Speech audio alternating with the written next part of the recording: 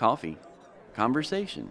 These are things you might expect at a coffee shop, but at Richard's Coffee Shop in Mooresville, you'll find something far more interesting: the people. I was on a Manhattan project. I was in a group called Non-Destructive Testing, and I worked on the inner components of the bomb. Whenever there was an event, I'd go out and I'd photograph the event. On the last event, I was exposed to 2 lifetime dosages of radiation. The war stories that you see on television were lived by these guys. We attached flamethrowers to our backs. I took one cave on one side, he took one on the other.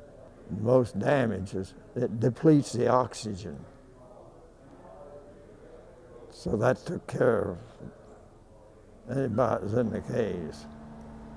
We had no trouble after that. There's certainly a lot of history here. In fact, the artifacts on display were all donated, and thanks to volunteers, the museum is constantly evolving. One of the things I do here is that just about everything you see, I'm responsible for where it goes. If you come here and you look around, all the displays were laid out. That's what I do. I lay out the displays.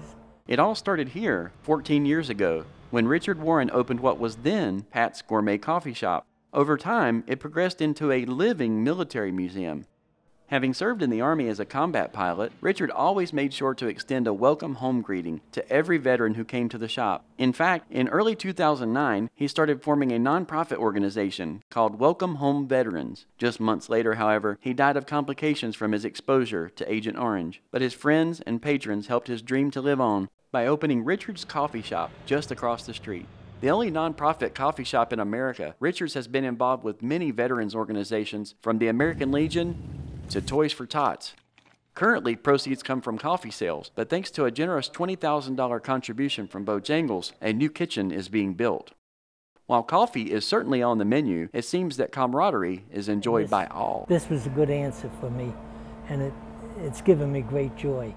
You just develop a bond that we're happy to gather together once again.